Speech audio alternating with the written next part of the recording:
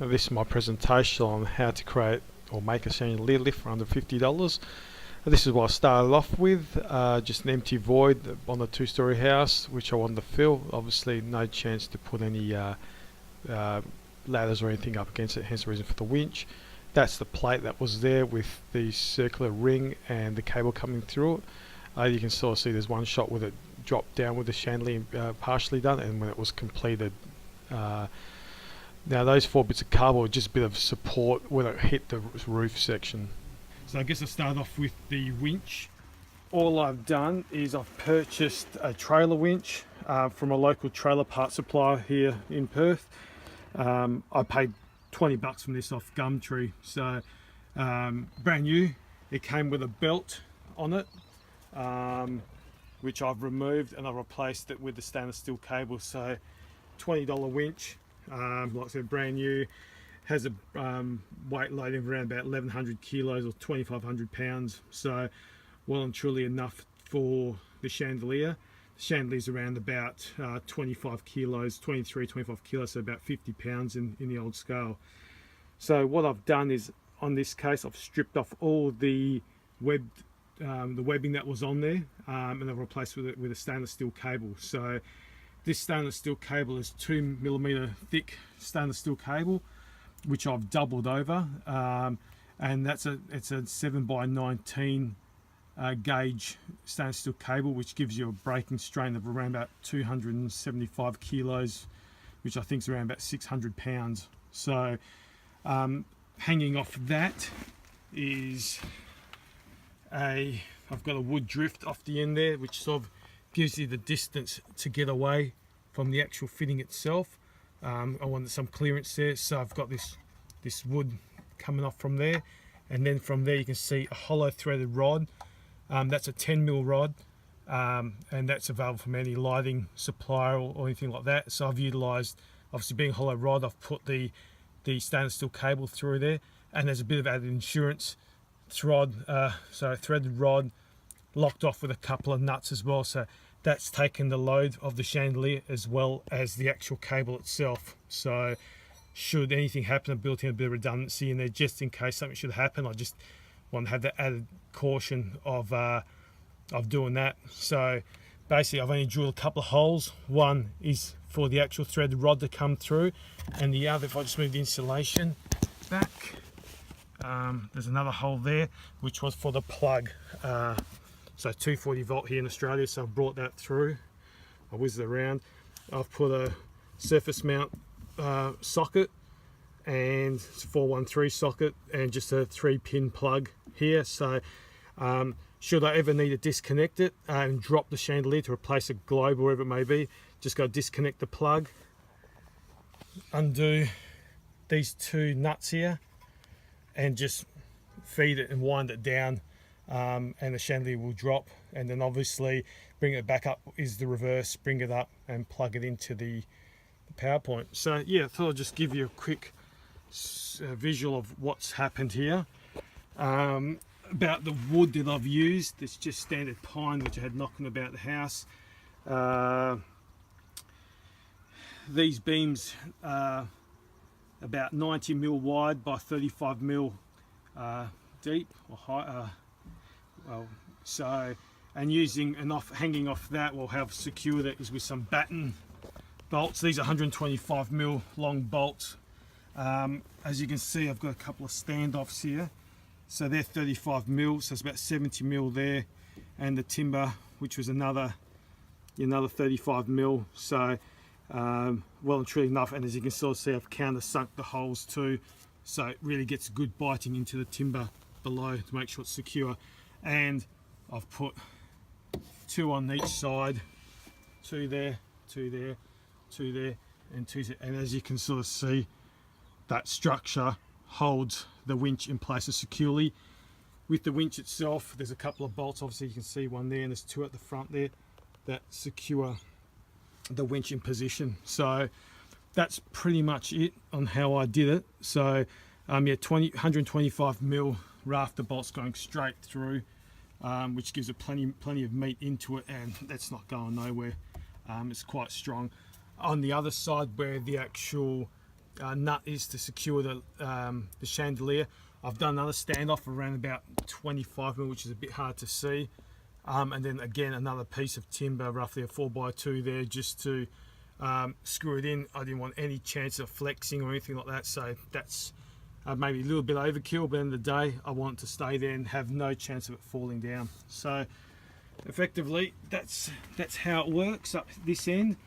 And just for added safety, should someone go on here or knock it, I've also just put a locking, if I can see it from there, a locking cable through the pin, and I've drilled a hole through the actual mechanism that winds the lift down.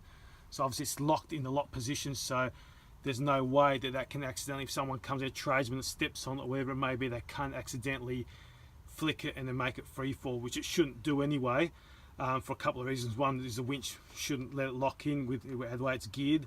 Also the fact that I've got those two nuts holding it all in position there. So, but again, a bit of added security doesn't hurt. So that's pretty much on the top side of things on how it's been done up here. So it was quite easy to do, bring up the wood bits at a time through a manhole and that sort of stuff. But effectively it worked out well, and yeah, and I'll show you from the bottom side with regards to the actual chandelier itself, and I'll give you some detail on the chandelier, just more for a reference point with regards to sizing and weights and all that sort of stuff. Okay.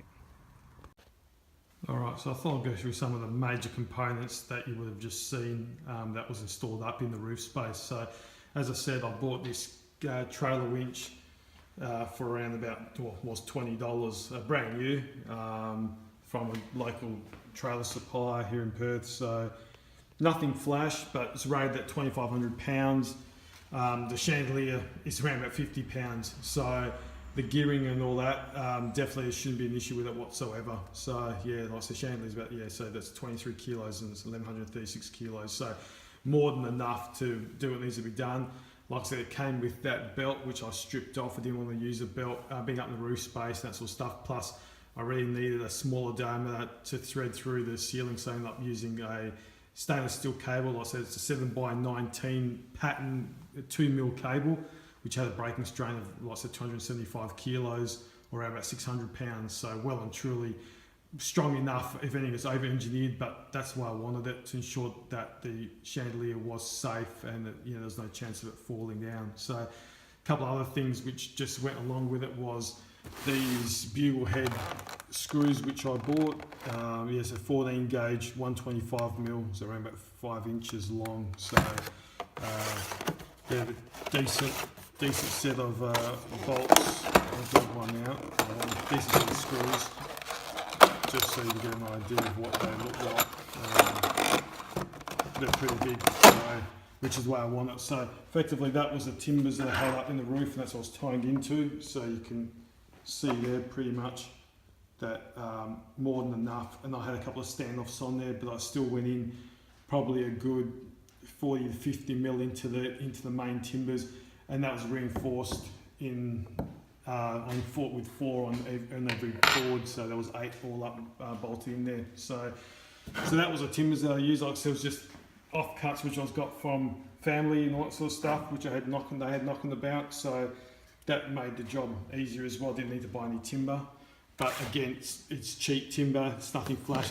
It's non-structural pine, so there's no issue there. The only thing that I really paid for was the actual winch itself.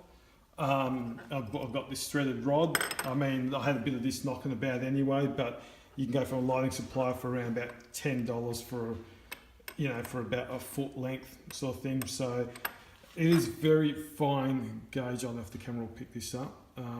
Very fine threads on it. So I was a bit concerned by that, because obviously it's not designed to be holding a chandelier up there, but I've used 2 nuts to lock in tight. Seems strong enough.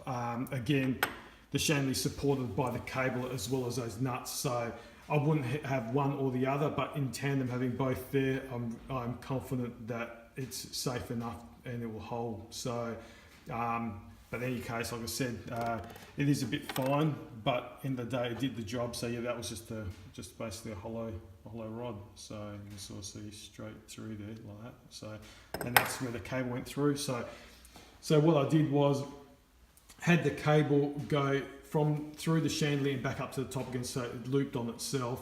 And what I did was I just had a locking ring sitting on the bottom of the rod here, which I might be able to post a photo of that. So a ring was sitting on there, and basically the cable fed through the ring and back up and out again. So that's what gave me the actual security there with that ring, and that was a stainless steel ring again. I could not move the thing, and I pulled on it and just saw see if it went out of shape or anything like that. It just didn't go anywhere. So again, more than enough to hold that. But again, it was all about building it for a safety aspect. That's what I wanted. I didn't want to cut corners and have any chance of it falling on anyone. So I'll show you the chandelier and some of the wiring that was up there. Okay, so now I'm on the ground floor, basically through, just coming through the front doors here. So as I wind up, you can see the chandelier there. So that drop from this floor to the ceiling is around about 6.6 meters, 6.5, 6.6 meters. And as it is, as you can sort of see, the major issue that I had, and the reason why I did what I did was because I couldn't physically get to it.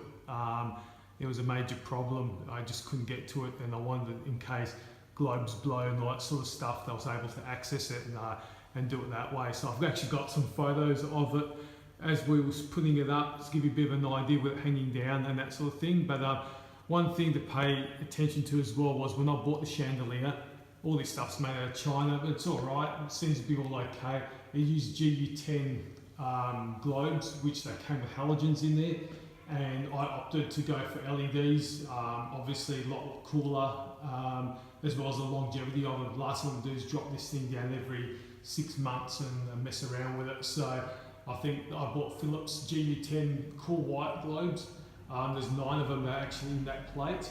But at the end of the day, I think it gives you something like 15,000 hours out of it. So I'm pretty confident that they'll do the job. It's cool white, so it's quite bright, but with 9 of them there, at the end of the day, it looks really good at night time, and it serves its purpose. And like I said, I don't need to worry about changing globes, but should I ever need to, at least the facility's there to drop the chandelier to access it, or if I want to clean it, whatever it may be. So that's the chandelier there. With regards to the switching, what I've done is that here on the wall I've got a switch plate here.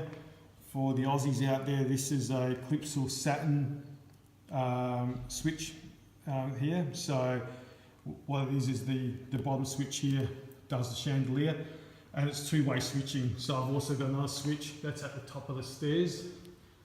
So if I'm upstairs, I can actually, it's probably a bit hard to see with this, but upstairs there's another panel there in the middle of the screen. So obviously you can switch it off and on from either downstairs or upstairs, and that was wired through back to that 413 surface socket, and effectively all I need to do is just disconnect it there as any lamp, and then you can bring it down. So that was an easy way as well as doing it. So, and the good thing is having two-way switching just gives you the facility to switch it off or on from either downstairs or upstairs. So yeah, so that's how it's all been done. Yeah, so just on that, I'll just switch it on. These things are great, I must admit. They're great, but they're bloody expensive. But they do look nice, and it's a bit hard to see in the camera there, but they're backlit with blue light. So when it's dark at night, when it's not on, it shows a blue ring around the actual push button. So it's easy to find it at night time when you're walking in. It's a dark room, and when you switch it on, that blue light does go out. It depends on how you want to configure it, but that's why I've configured it here for the sake of ease. Also, it means I don't need to have a separate neutral, which I don't have down in the wall anyway. So that's the way it's set up. So effectively, if I switch it on and I pan up, you can see this. You can see it there, sparkling with those 9 GU10 globes there.